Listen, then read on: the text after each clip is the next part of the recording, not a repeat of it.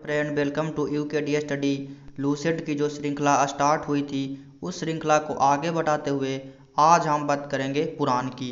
तो भारतीय ऐतिहासिक कथाओं का सबसे अच्छा क्रमबद्ध विवरण पुराणों में मिलता है। इसके रचयिता कौन थे? तो लोमहर्ष और इनके पुत्र उग्रसर्वा उनके रचयिता माने जाते हैं। इनकी संख्या टोटल 18 है, जिनमें से 5 ऐसे पुराण हैं उसमें राजा की वंशावली के बारे में हमें जानकारी मिलती है। और उसमें कौन कौन है? तो मत्स्य पुराण, वायु पुराण, विष्णु पुराण, ब्राह्मण पुराण और भागवत पुराण। अगर बात करते हैं कि कौन से पुराण से किस वंश की जानकारी हमें मिलता है, तो विष्णु पुराण से हमें मौर्य वंश की जानकारी मिलता है। मौर्य वंश के संस्थापक कौन थे? तो मौर्य वंश के संस्थापक चंद्रगुप्त मौर्य थे। मत्स्य पुराण जो सबसे प्राचीन एवं प्रारंभिक पुराण है, इससे आंध्र सातवाहन वंश की जानकारी मिलता है और आंध्र सातवाहन वंश के संस्थापक सिमुक थे। यहाँ पे आंध्र की चर्चा आया है, तो आंध्र क्यों इसमें लगा? तो आंध्र सातवाहन वंश जो था वह आंध्र प्रदेश के क्षेत्रों में ज़्यादा शासन करता था, इसलिए उसे आंध्र सातवाहन वंश भी कहा जाता है। वायु पुराण की बात करते हैं तो वायु पुराण से हमें गुप्त वंश की जानकारी मिलती है और गुप्त वंश के संस्थापक श्रीगुप्त थे। यहाँ पे वायु गुप्त रूप से रहता है, हमें दिखाई नहीं देता है, यानी कि वायु पुराण से रिलेट करके हमें गुप्त वंश याद कर सकते हैं। पुराणों में मत्स्य पुराण सबसे प्राचीन एवं प्रामाणिक पुराण है।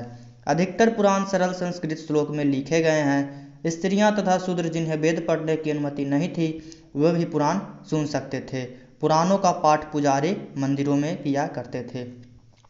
यहाँ पे स्त्रियों के बारे में अगर जानकारी लेते हैं प्राचीन इतिहास में, तो स्त्रियों को तीसरा दोष बताया गया है जुआ और शराब के बाद। तो जुआ और शराब के बाद स्त्रियों को तीसरा दोष किसमें बताया गया है? तो मैत्रेयी संहिता में बताया गया है।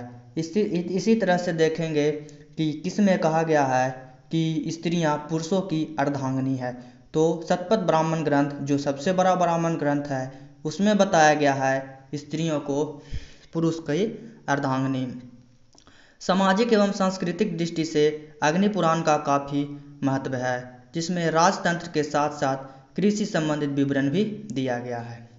अब बात करते हैं बौद्ध, जैन एवं अन्य साहित्य से मिलने वाली जानकारी, यानी ऐतिहासिक जो स्रोत हैं उसमें जो चल रहा था धर्म ग्रंथ से हमें जानकारी मिल रही थी। अब आगे बात करते हैं ऐतिहासिक स्रोत से मिलने वाली जानकारी की, और उसमें बौद्ध, जैन एवं अन्य साहित्य है। जातक में बुद्ध की पूर्व जन्म की कहानी वर्णित है। तो जातक किससे संबंधित है? तो बौद्ध धर्म से संबंधित है। हीनयान का प्रमुख ग्रंथ कथा वस्तु है।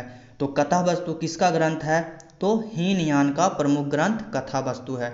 अगर बात करते हैं हीनयान की, तो हीनयान और महायान बौद्ध धर्म की दो शाखाएं हैं। हुआ क्या? तो जब महात्मा बुद्ध का महापरिनिर्वाण हुआ 483 ईसा पूर्व में, तो उसके बाद बहुत सारे बौद्ध सम्मेलन बुलाया गया। जैसे बात करते हैं तो पहला बौद्ध सम्मेलन 483 ईसा पूर्व में बुलाया गया था, दूसरा बौद्ध सम्मेलन 383 ईसा पूर्व में बुलाया गया था और तीसरा बौद्ध सम्मेलन 250 ईसा पूर्व में बुलाया गया था। चौथा बौद्ध सम्मेलन 98 ईस्वी में बुलाया गया था। तो चौथा जब बौद्ध सम्मेलन बुलाया गया 98 ईस्वी में, तो बौद्ध धर्म जो था दो भागों में विभक्त हो गया। एक का नाम हीनयान और दूसरा का नाम महायान पड़ा। तो हीनयान क्या था? तो हीनयान गौतम बुद्ध के उपदेश को मान करके ही आगे बढ़ते थे, और महायान वाले जो थे वह गौतम बुद्ध को भगवान का दर्जा दे करके उन्हें मूर्ति के रूप में पूजा करते थे। तो वहीं हीनयान जो है, हीनयान का प्रमुख ग्रंथ कौन है? तो कथा वस्तु है, जिसमें महात्मा बुद्ध के जीवन चरित्र अनेक कथानकों के साथ वर्णित है। यानी कि हीनयान वाले क्या थे? तो उनके जितना भी उपदेश दिए थे उन्हीं के बारे में बताते थे। तो महात्मा बुद्ध के जीवन चरित्र के अनेक कथानकों के साथ उसमें वर्णित है हीनयान में। अब जैन जितने भी साहित्य हैं उन्हें आगम कहा जाता है। जैन साहित्य को आगम कहा जाता है। जैन धर्म का प्रारंभिक इतिहास कल्प सूत्र से ज्ञात होता है। अगर बात करते हैं कि जैन धर्म का प्रारंभिक इतिहास हमें किससे मिलता है? तो कल्प सूत्र से मिलता है। जैन ग्रंथ भगवती सूत्र में, यानी भगवती सूत्र का यहाँ चर्चा हुआ। तो भगवती सूत्र किससे संबंधित है? तो जैन धर्म से संबंधित है। एक होता है अंगुत्तर निकाय और एक होता है भगवती सूत्र। तो भगवती सूत्र की जब हम बात करते हैं तो जितना भी 16 महाजनपद है, तो 16 महाजनपद की जानकारी देने वाला कौन सा जैन ग्रंथ है, तो भगवती सूत्र है। उसी तरह से 16 महाजनपद की जानकारी देने वाला कौन सा बौद्ध ग्रंथ है, तो उसका नाम अंगुत्तर निकाय है। तो ये दोनों जरूर आप याद रखिएगा। अगर बात करते हैं अर्थशास्त्र की, तो अर्थशास्त्र के लेखक कौन है, तो चाणक्य हैं। चाणक्य का अगर मूल नाम की बात करते हैं तो उनका मूल नाम विष्णुगुप्त था। विष्णुगुप्त था और उन्हें कौटिल्य भी कहा जाता था। यह 15 अधिकरणों एवं 80 प्रकरणों में विभाजित है। यानी अर्थशास्त्र नाम अर्थशास्त्र है, लेकिन पुस्तक किस पर आधारित है, तो राजनीतिक शास्त्र पर वह पुस्तक आधारित है, जिसमें 15 अधिकरण हैं एवं 180 प्रकरण हैं। इसमें किसकी जानकारी मिलता है, तो जितने भी मौर्यकालीन इतिहास है उसके बारे में हमें जानकारी मिलता है। और इनका अनुवादक कौन है अर्थशास्त्र का, तो अनुवादक श्याम शास्त्री उनका अनुवादक हैं। संस्कृत साहित्य में ऐतिहासिक घटनाओं को क्रमबद्ध लिखने का सर्वप्रथम प्रयास कलहन के द्वारा किया गया था। यानी कि क्रमबद्ध लिखने का संस्कृत साहित्य में ऐतिहासिक जो जितना भी घटना हुआ उसमें उसको संस्कृत साहित्य में सबसे पहले क्रमबद्ध लिखने का प्रयास किसके द्वारा किया गया, तो कलहन के द्वारा किया गया था। और कौन पुस्तक के माध्यम से किया गया, तो राजतरंगिणी के माध्यम से किया गया था। राजतरंगिणी का अर्थ होता है राजाओं की नदी। और जो कलहन ने पुस्तक लिखे थे वो किनके बारे में लिखे थे, कहाँ की जानकारी हमें मिलता है, तो कश्मीर की जानकारी, कश्मीर के इतिहास की जानकारी हमें मिलता है। और राजतरंगिणी में टोटल कितना तरंग है, तो 8 तरंग या 8 सर्ग हैं। अब बात करते हैं कहाँ तक की, तो इसमें प्रारंभ से 12वीं सदी तक के कश्मीर के शासकों के बारे में वर्णन हमें देखने को मिलता है। अरबों की सिंध विजय, यानी कहने का मतलब ये हुआ कि भारत पर सबसे पहले अरबों का आक्रमण जो हुआ था कि कौन सी सदी में हुआ था, तो 8वीं सदी में हुआ था। लेकिन सबसे पहले अरबों ने भारत पर मोहम्मद बिन कासिम के नेतृत्व में सबसे पहले जो विजय प्राप्त किया था, सफल आक्रमण किए थे, वह मोहम्मद कासिम के नेतृत्व में किया गया था 712 ईस्वी में। उससे पहले भी कई आक्रमण किए गए थे, लेकिन पहला सफल आक्रमण की जब बात करेंगे तो 712 ईस्वी में मोहम्मद कासिम के नेतृत्व में किया गया था। और वहीं जो आक्रमण जितना भी आक्रमण हुआ है उसके बारे में, जितना भी विजय है उसमें किसके बारे में बताया गया है, कौन पुस्तक के माध्यम से, तो चचनामा पुस्तक के माध्यम से अरबों के सिंध विजय के बारे में हमें जानकारी दिलाता है। और इसके लेखक कौन है, तो अली अहमद इसके लेखक हैं। यानी अरबों की सिंध विजय की जानकारी हमें चचनामा से मिलता है और इसके लेखक अली अहमद है।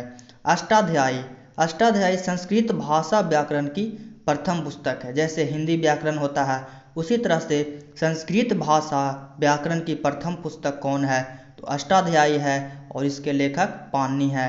इसकी जानकारी हमें किसका मिलता है, तो मौर्य काल के पहले का इतिहास तथा मौर्य युगीन राजनीतिक अवस्था की जानकारी हमें प्राप्त होती है।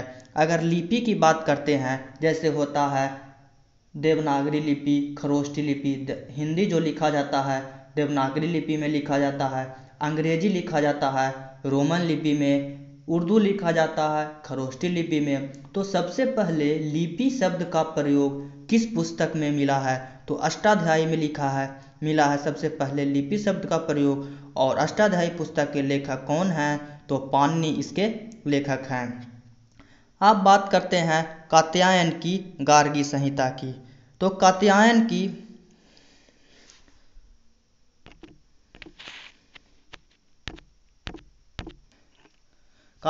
की गार्गी संहिता की। तो कात्यायन की गार्गी संहिता एक ज्योतिष ग्रंथ है, फिर भी उसमें भारत पर होने वाले यमन की जानकारी मिलता है। पतंजलि एक प्रसिद्ध चिकित्सक थे और वह किसके दरबार में रहते थे, तो पुष्यमित्र शुंग के दरबार में रहते थे। तो पतंजलि पुष्यमित्र शुंग के पुरोहित थे और इनके इस कौन पुस्तक के रचना किए थे, तो महाभाष्य नामक पुस्तक के रचना किए थे। इससे शुंगों के इतिहास का पता चलता है। यानी पतंजलि पुष्यमित्र शुंग के दरबार में रहते थे और कौन पुस्तक के लिखे थे, महाभाष्य नामक पुस्तक लिखे और इससे शुंग वंश के इतिहास के बारे में जानकारी मिलता है। तो यहाँ पे जो जितने भी ऐतिहासिक स्रोत से जानकारी मिलता है वह हमने कवर किया, और अगले वीडियो में विदेशी यात्रियों से मिलने वाले प्रमुख जानकारी को कवर करेंगे। और